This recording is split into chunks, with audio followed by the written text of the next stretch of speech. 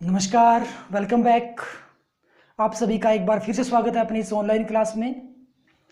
कल तक हमने पढ़ा था अल्फा कण प्रकीर्णन के बारे में और आज अपनी बात करने वाले हैं रदरफोर्ड का परमाणु मॉडल क्या होगा। इससे पहले हम एक परमाणु मॉडल पढ़ चुके हैं जो कि थॉमसन का परमाणु मॉडल था और आज अपने पास परमाणु का दूसरा मॉडल होगा जो कि रदरफोर्ड का परमाणु मॉडल कहलाता है।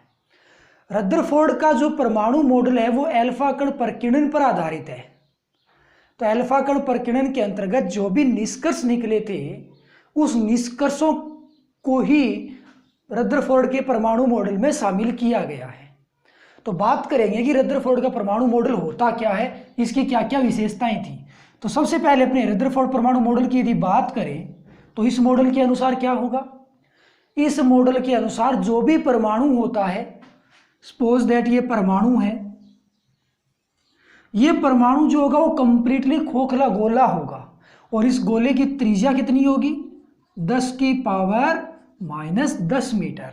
तो पहली विशेषता हो जाएगी कि परमाणु जो होता है वो क्या होगा, एक खोखला गोला होगा और उसकी त्रिज्या कितनी होगी, 10⁻⁻10 मीटर होगी। तो ये रदरफोर्ड मॉडल की पहली परिकल्पना हो गई, पहला स्टेटमेंट हो गया। और उसके साथ में एक बात और भी बोली थी कि परमाणु का जो संपूर्ण धनावेश होता है वो कहाँ विद्यमान होगा, उस परमाणु के केंद्र पे विद्यमान होगा। तो परमाणु का जो संपूर्ण धनावेश होता है वो परमाणु के केंद्र पर विद्यमान रहता है और उस परमाणु के केंद्र को हम कहते क्या हैं, उस परमाणु के केंद्र को कहते हैं नाभिक। यानी कि किसी भी परमाणु का जो संपूर्ण धनावेश होता है वो उसके नाभिक में विद्यमान होता है। ओके, दूसरे स्टेटमेंट की बात करें तो रदरफोर्ड ने ऐसा कहा था कि इसके अंदर जो भी इलेक्ट्रॉन होंगे, जो भी ऋण आवेश होगा, जिसका परिमाण नाभिक में विद्यमान धनावेश के तुल्य होगा। और वो इलेक्ट्रॉन व्यवस्थित किस प्रकार से होंगे, वो इलेक्ट्रॉन नाभिक के चारों ओर इस प्रकार से एक निश्चित वर्ताकार कक्षा में चक्कर लगाएंगे। वर्ताकार कक्षा होगी इनकी। ध्यान ये रखना कि वर्ताकार कक्षा नहीं, वर्ताकार पथ पे गति करेंगे। कक्षा को तो नील्स बोर ने बोला था, तो रदरफोर्ड ने क्या कहा था कि ये वर्ताकार पथ पे गति करेंगे, कक्षा नहीं बताया रदरफोर्ड ने। तो दूसरा उसका स्टेटमेंट ये था कि ये वर्ताकार पथ पर गति करते हैं। इलेक्ट्रॉन नाभिक के चारों ओर वर्ताकार पथ पे गति करेगा। तीसरा स्टेटमेंट उनका ये था कि जब ये इलेक्ट्रॉन वर्ताकार पथ पे गति करता है तो कोई भी कण यदि वर्ताकार पथ पे गति करता है तो उसको अभिकेंद्रीय बल की आवश्यकता होती है। अभिकेंद्रीय बल का खुद का कोई अस्तित्व नहीं होता। अभिकेंद्रीय बल हमेशा किसी अन्य बल से ही प्राप्त होता है और अभिकेंद्रीय बल किसी दूसरे उस बल से प्राप्त होगा जो केंद्र की ओर दिष्ट हो, केंद्र की ओर लगता हो। तो यहाँ जब इलेक्ट्रॉन गति करता है तो हमें देखना ये होगा कि इलेक्ट्रॉन पर केंद्र की ओर कौन सा बल गति करेगा, कौन सा बल आरोपित होगा, उसी बल से इलेक्ट्रॉन को अभिकेंद्रीय बल मिल जाएगा। तो जब इलेक्ट्रॉन की बात करें तो एक ये इलेक्ट्रॉन हो गया, इलेक्ट्रॉन नेगेटिव चार्ज है, ये नाभिक पॉजिटिव चार्ज है। तो नेगेटिव और पॉजिटिव के मध्य एक बल लगता है आकर्षण प्रकृति का, यानी कि नेगेटिव है वो पॉजिटिव की ओर आना चाहता है, आकर्षण प्रकृति का एक बल लगता है।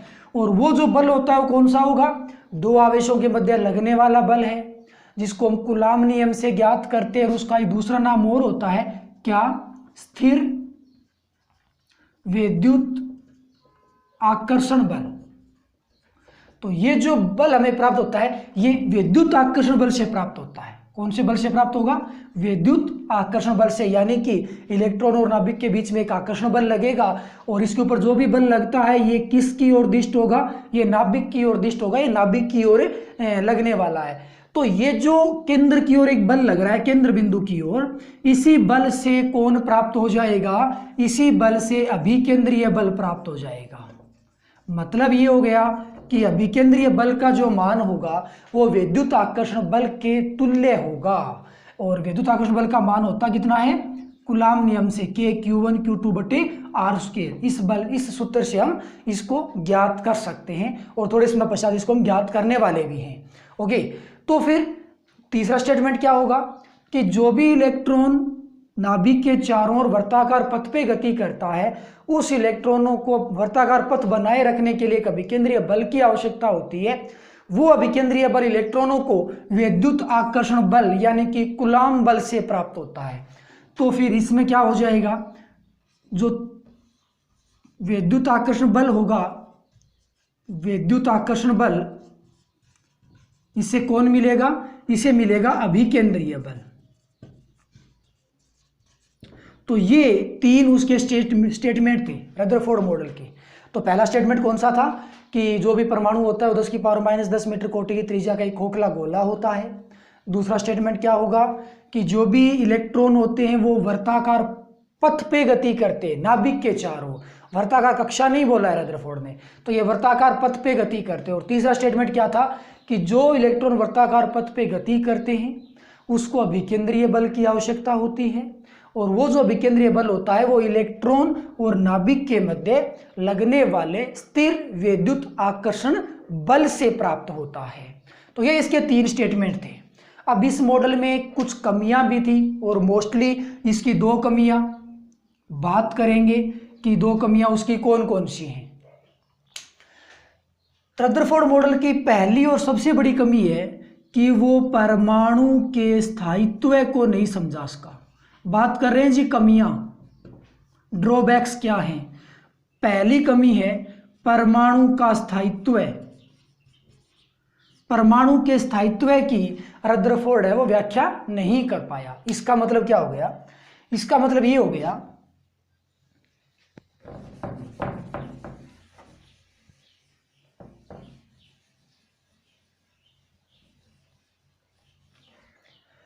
कि सपोज दैट ये नाभिक है,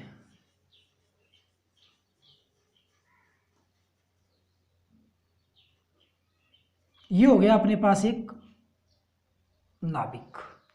इस नाभिक के चारों ओर इलेक्ट्रॉन गति करेगा वर्ताकार पथ पे।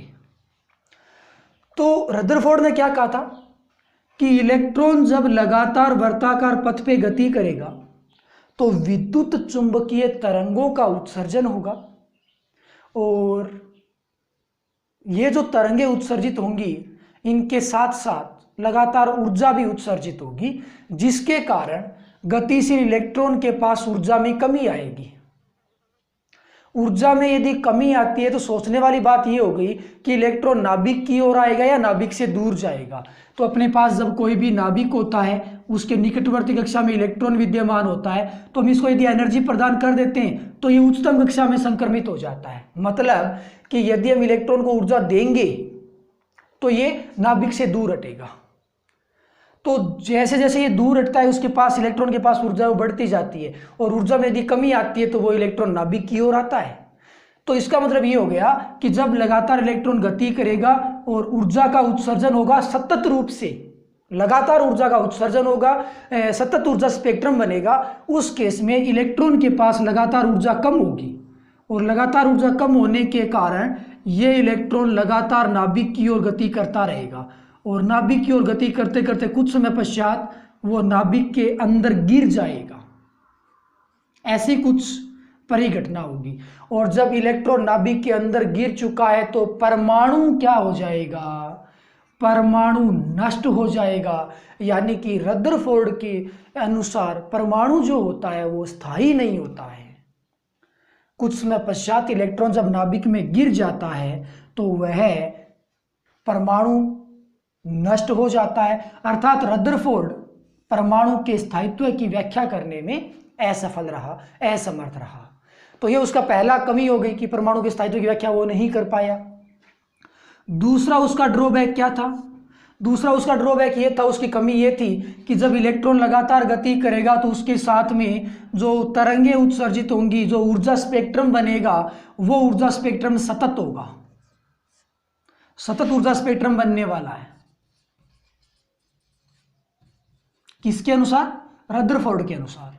लेकिन वास्तविकता क्या होता है, जो अपने मूल तथ्य होते हैं, जो वास्तविक तथ्य होते हैं, वो ये कहते हैं कि जब भी परमाणु में इलेक्ट्रॉन गति करता है तो उसके कारण जो ऊर्जा उत्सर्जित होती है वो सतत नहीं होती, वो रैखिक होती है। जैसा कल हमने थॉमसन मॉडल में भी इसको समझा था। तो जो ऊर्जा स्पेक्ट्रम बनता है वो सतत न होकर के रैखिक बनता है। लेकिन रदरफोर्ड ने क्या कह दिया कि जो भी ऊर्जा स्पेक्ट्रम बनेगा वो सतत होगा और लगातार ऊर्जा रूपी विद्युत चुंबकीय तरंगों का निष्कासन होगा।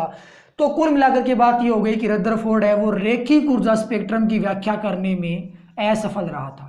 कौन सा? रैखिक ऊर्जा स्पेक्ट्रम की व्याख्या करने में असफल रहा था। तो पहला ड्रॉबैक क्या हो गया कि रदरफोर्ड परमाणु के स्थायित्व को नहीं समझा सका।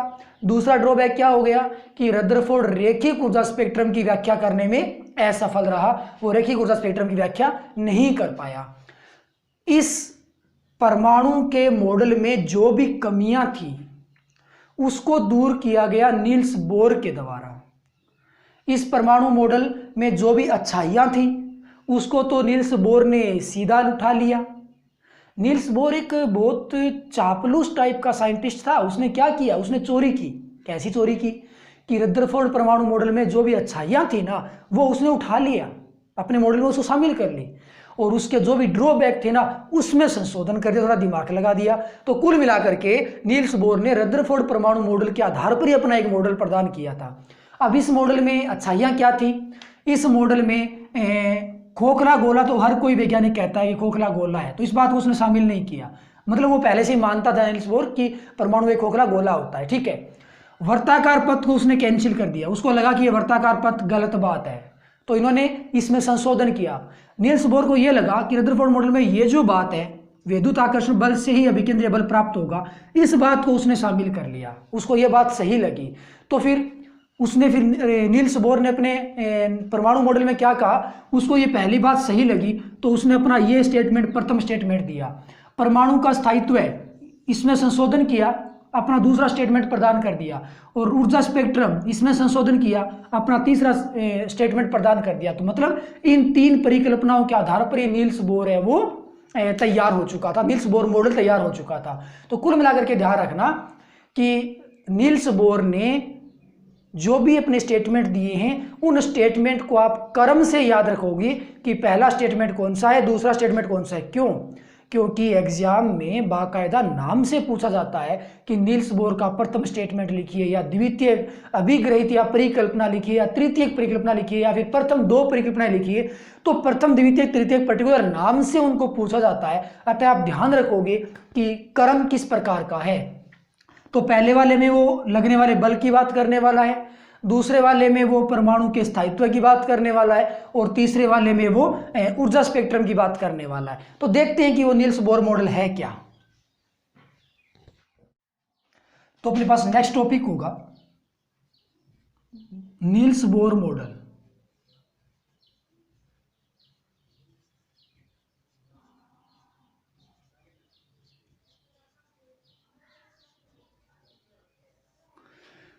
नील्स बोर ने क्या क्या स्टेटमेंट दिए, क्या क्या परिकल्पनाएं उसने की, उसके अपने बारी बारी से अध्ययन करेंगे। और सबसे पहले अपने देखेंगे कि नील्स बोर के स्टेटमेंट में प्रथम परिकल्पना क्या है। यदि आपको याद हो तो हमने थोड़ी देर पहले ही बात की है, प्रथम परिकल्पना वो किसका जिक्र करने वाला है? प्रथम परिकल्पना में वो अभिकेंद्रीय बल का जिक्र करने वाला है। तो नील्स बोर ने यह कहा था कि सपोज दैट ये परमाणु है और ये उस परमाणु का नाभिक हो गया और इसके चारों ओर इलेक्ट्रॉन गति करते हैं। तो नील्स बोर का प्रथम स्टेटमेंट ये था कि जो भी इलेक्ट्रॉन वर्ताकार कक्षा में गति करता है, नील्स बोर ने कक्षा के बारे में बताया था कि इलेक्ट्रॉन जब वर्ताकार कक्षा में गति करता है तो उनको जो भी अभिकेंद्रीय बल आवश्यक होता है वो अभिकेंद्रीय बल स्थिर विद्युत आकर्षण बल से प्राप्त होता है। कौन से बल से? स्थिर विद्युत आकर्षण बल से। ये स्थिर विद्युत आकर्षण बल यानी कि विद्युत आकर्षण बल, इसको आप कह सकते हो। ये विद्युत आकर्षण बल होगा क्या? सबसे पहले अपने इसी की बात कर लेते हैं। तो यहाँ पे जो विद्युत आकर्षण बल होगा वो इलेक्ट्रॉन और नाभिक के मध्य लगने वाला बल होगा, जिसको हम कूलाम नियम से ज्ञात करते हैं। जैसे कि हमने अल्फा कण प्रकीर्णन में देखा था कि अल्फा कण और नाभिक के बीच में जो भी आकर्षण बल लगता है उसको भी हमने कूलाम नियम से ज्ञात किया था। तो यहाँ पे क्या होगा, यहाँ पे अल्फा की बजाय इलेक्ट्रॉन है। कौन सा है कण है, इलेक्ट्रॉन है। तो आप क्या करोगे, सूत्र हो जाएगा के Q1 Q2 बटे आर स्क्वायर। आर स्क्वायर क्या चीज है, इलेक्ट्रॉन और नाभिक के मध्य की दूरी है, इसको आप आर समझ सकते हो।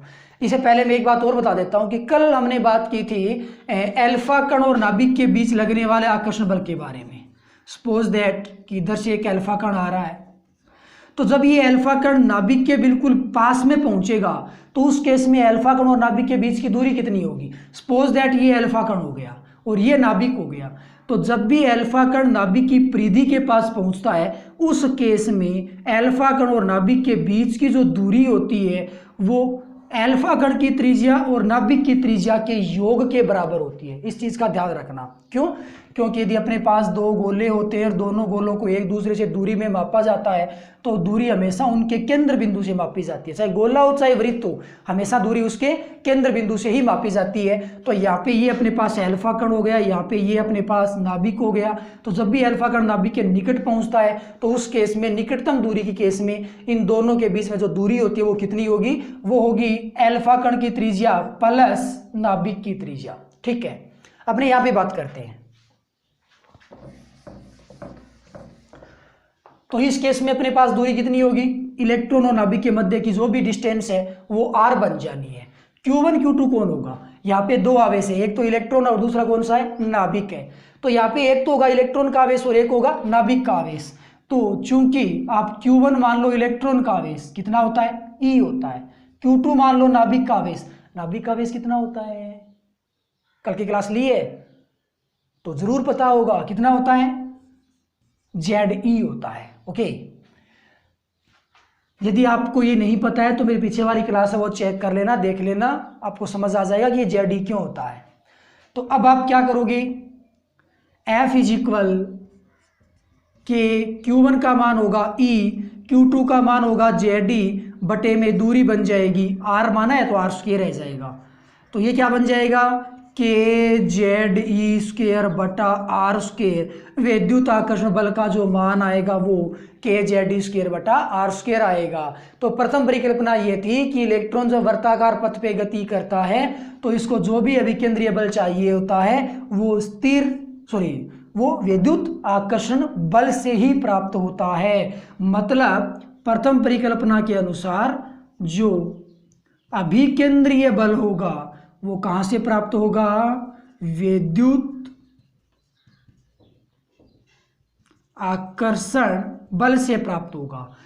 अपने बात कर लें कि भाई ये इलेक्ट्रॉन nवीं कक्षा में गतिशील है तो अभिकेंद्रीय बल क्या बन जाएगा, अभिकेंद्रीय बल का सूत्र होता है mv स्क्वायर बटे r।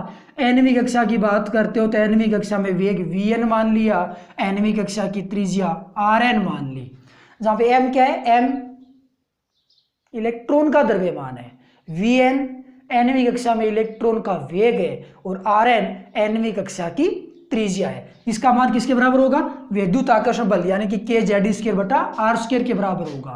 तो के ZE स्क्वायर बटा आर स्क्वायर, आर बोले तो nवीं कक्षा की त्रिज्या। ये है जी प्रथम परिकल्पना का समीकरण, जिसको आप याद रखोगे तो इसका स्टेटमेंट क्या होगा और समीकरण क्या होगा। स्टेटमेंट तो ये होगा कि नील्स बोर की प्रथम परिकल्पना के अनुसार निश्चित वर्ताकार कक्षा में गतिशील इलेक्ट्रॉन को आवश्यक अभिकेंद्रीय बल विद्युत आकर्षण बल से प्राप्त होता है, अर्थात mv स्क्वायर बटे Rn, R इज इक्वल होगा के ZE स्क्वायर बटे आर स्क्वायर। और nवीं कक्षा के लिए यदि आप यूज करते हो तो इसकी जो भी भौतिक राशियां हैं वो nवीं कक्षा के लिए रिप्रेजेंट हो जाती है। तो ये उसकी प्रथम परिकल्पना थी। अब बात करते हैं द्वितीयक परिकल्पना की कि नील्स बोर की द्वितीयक परिकल्पना क्या है। द्वितीयक परिकल्पना में उसने परमाणु के स्थायित्व के बारे में थोड़ा सा एक्सप्लेन किया है और उन्होंने ये कहा है कि परमाणु स्थायी होता है। तो परमाणु स्थायी होता है तो फिर होगा क्या, तो नील्स बोर ने कुछ ऐसा कहा कि भाई जब भी इलेक्ट्रॉन एक निश्चित कक्षा में गति करेगा उस केस में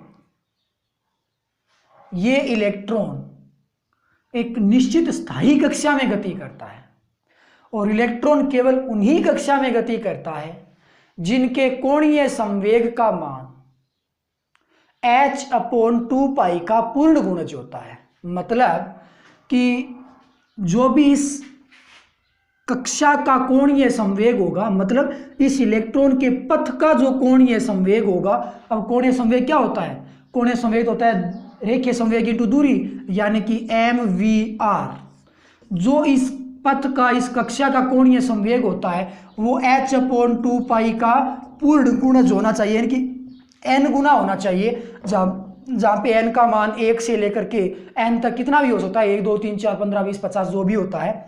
तो दूसरा स्टेटमेंट ये हो जाएगा कि इलेक्ट्रॉन उन्हीं स्थायी कक्षाओं में गति करता है जिनके कोणीय संवेग का मान यानी कि mvr का मान h/2π का पूर्ण गुणज होता है। आप बात कर रहे हो nवीं कक्षा की, तो यहाँ पे वेग nवीं कक्षा का और त्रिज्या भी उसकी nवीं कक्षा की आ जाएगी। तो ये उसका दूसरा स्टेटमेंट यानी कि द्वितीयक परिकल्पना अपने पास निकल के आ चुकी है। तो ये अपने पास हो गई द्वितीयक परिकल्पना। तो द्वितीयक परिकल्पना में स्टेटमेंट क्या दिया था उसने? द्वितीयक परिकल्पना के अनुसार इलेक्ट्रॉन स्थायी कक्षाओं में गति करता है और इलेक्ट्रॉन उन्हीं स्थायी कक्षाओं में गति करता है जिनके कोणीय संवेग का मान h/2π का पूर्ण गुणज होता है। अब ये h/2π ये उसने अपनी स्वेच्छा से माना था, अपनी इच्छा से माना था। इसका नील्स बोर के पास कोई तर्क संगत तथ्य नहीं है वो ये बता सके कि वो h/2π कहाँ से लेके आया है। फिर इस बात को आगे चल के किसने एक्सप्लेन किया था? डी ब्रोगली ने एक्सप्लेन किया था, जिसको हम आगे जाके पढ़ने वाले हैं। तो ये हो गई उसकी दूसरी परिकल्पना और स्टेटमेंट बन गया, और उसके बाद समीकरण हो गई mvr = nh/2π। तीसरा स्टेटमेंट क्या है?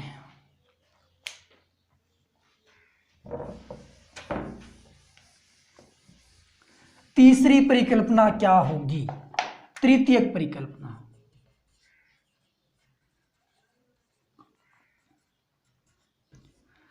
तीसरी परिकल्पना के अनुसार अपने पास ये नाभिक है,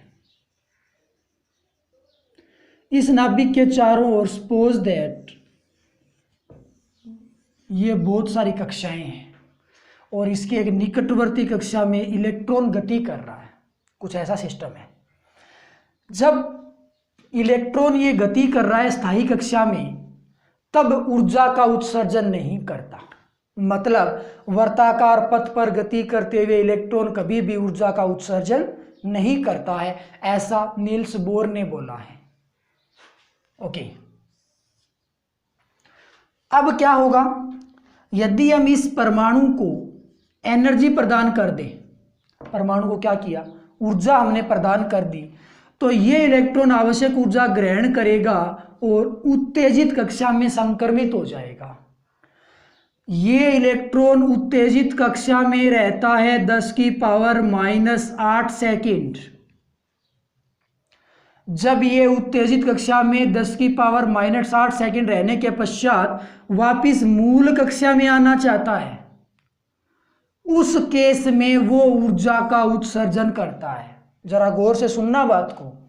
हमने ये पहले सीखा है कि इलेक्ट्रॉन को जब ऊर्जा मिलेगी तो वो उच्चतम कक्षाओं में जाएगा, और जब वो निम्नतम कक्षाओं में जाएगा तो वो ऊर्जा का त्याग करेगा। कुल मिलाकर के इलेक्ट्रॉन यदि उच्चतम कक्षाओं में जाता है तब तो ऊर्जा को ग्रहण करता है, और निम्नतम कक्षाओं में आता है तो वो ऊर्जा का त्याग करता है, और एक निश्चित स्थायी कक्षा में रहता है तो वो कभी भी ऊर्जा का अवशोषण या उत्सर्जन नहीं करता है। तो इलेक्ट्रॉन यहाँ से चला भाई, यहाँ से चलने के पश्चात ऊपर गया उत्तेजित कक्षा में। यदि उस यहाँ पहुँचने के पश्चात उसको और अधिक ऊर्जा नहीं मिली, तब तो वो इतने समय पश्चात वापस मूल कक्षा में आएगा, और लगातार यदि ऊर्जा दे रहे हो तो फिर वो ऊपर मूव कर जाता है। मान लो कि हमने उसको एक्स्ट्रा ऊर्जा नहीं दी, वो इलेक्ट्रॉन को हमने यहाँ द्वितीय कक्षा में संक्रमित करवा दिया, उस कक्षा में 10⁻⁻8 सेकंड तक रहेगा, और रहने के पश्चात जब मूल कक्षा में आता है ना तो ऊर्जा का उत्सर्जन करता है। फिर वो अपनी इस कक्षा में गति करेगा तो कोई ऊर्जा उत्सर्जित नहीं करेगा। पुनः हम इस इलेक्ट्रॉन को ऊर्जा देंगे तो वो दूसरी कक्षा या उच्चतम कक्षा की ओर संक्रमित होगा। जब ये उच्चतम कक्षा की ओर जाएगा तो भी ऊर्जा का उत्सर्जन नहीं करेगा। वहां 10⁻⁸ सेकंड तक रहेगा तो भी ऊर्जा का उत्सर्जन नहीं करेगा। लेकिन जब वो वापस लौटेगा, मूल कक्षा में आएगा, तो पुनः वो ऊर्जा का उत्सर्जन कर देगा। मतलब पहले जब ऊर्जा उत्सर्जित हुई थी और अब पुनः ऊर्जा उत्सर्जित हो रही है, उसके बीच में थोड़ा टाइम लग रहा है। अब टाइम कितना लग रहा है? टाइम भाई स्थायी कक्षा में गति कर रहा है तो अभी ऊर्जा उत्सर्जित नहीं हो रही, तो ये टाइम भी हो गया। जब ये उत्तेजित कक्षा में जाता है तो भी ऊर्जा का उत्सर्जन नहीं करता, तो ये भी टाइम हो गया। उत्तेजित कक्षा में 10⁻⁸ सेकंड तक रहता है तो भी ऊर्जा उत्सर्जित नहीं करेगा, तो ये भी टाइम हो गया। जब वापस लौटेगा तो ऊर्जा उत्सर्जित करेगा। तो कहने का मतलब कि ऊर्जा जो होती है वो सतत रूप से कंटिन्यूअस उत्सर्जित नहीं होती, ऊर्जा टुकड़ों के रूप में, पैकेटों के रूप में उत्सर्जित होती है। अर्थात एक बार ऊर्जा उत्सर्जन के पश्चात थोड़ा टाइम डिले होता है, थोड़ी समय पश्चाता होती है, टाइम लगता है, उसके बाद पुनः ऊर्जा उत्सर्जित होती है। अर्थात जो ऊर्जा का स्पेक्ट्रम होता है वो रेखिक स्पेक्ट्रम होता है, कभी भी वो स्पेक्ट्रम सतत नहीं होता, यानी कि लगातार ऊर्जा का उत्सर्जन नहीं होता। तो ये उसकी तीसरी परिकल्पना थी। तो तृतीय परिकल्पना का स्टेटमेंट क्या होगा कि तीसरी परिकल्पना के अनुसार नील्स बोर ने यह बताया था कि जब इलेक्ट्रॉन स्थायी कक्षाओं में गति करता है तो ऊर्जा का उत्सर्जन नहीं करता है। जब इलेक्ट्रॉन को आवश्यक ऊर्जा दी जाती है तो वह उत्तेजित कक्षा में संक्रमित होता है। वहां 10⁻⁻60 सेकंड रहने के पश्चात जब वह मूल कक्षा में आता है तो ऊर्जा का उत्सर्जन करता है। पुनः जब वो उत्तेजित कक्षा में जाएगा और मूल कक्षा में आएगा तो पुनः ऊर्जा का उत्सर्जन करेगा। यानी कि ऊर्जा उत्सर्जित होती है वो कंटिन्यूअस नहीं होती, वो केवल तभी होती है जब इलेक्ट्रॉन उत्तेजित कक्षा से मूल कक्षा में वापस लौट के आता है। अर्थात जो ऊर्जा का स्पेक्ट्रम बनता है वो रेखिक स्पेक्ट्रम बनता है, वो कभी भी सतत स्पेक्ट्रम नहीं होता। तो तीसरे स्टेटमेंट में उसने रेखिक स्पेक्ट्रम की व्याख्या की थी। तो ये था उसका तीसरा स्टेटमेंट। तो नील्स बोर मॉडल के तीनों स्टेटमेंट आप क्रम से याद रखोगे और आगे जितने भी अपने इसके पढ़ने वाले हैं भौतिक राशियां, जैसे वेग है, संवेग है, या फिर त्रिज्या हो गई या ऊर्जा हो गई, जो भी हम पढ़ने वाले हैं, आवर्ती वगैरह, वो सारी के सारी इन दो फॉर्मूलों पे बेस्ड होंगी। तो नेक्स्ट क्लास शुरू करने से पहले आप इन दोनों फॉर्मूलों को कंठस्थ अच्छे से याद करोगे, क्योंकि इनका अब आगे बार बार यूज होना है। तो पहला होगा mv²/r = kz²/r², और दूसरी स्टेटमेंट होगा mvr = nh/2π। तो आज के लिए बस इतना ही, कल अपने इसी टॉपिक को आगे बढ़ाएंगे। तब तक के लिए बाय, थैंक यू।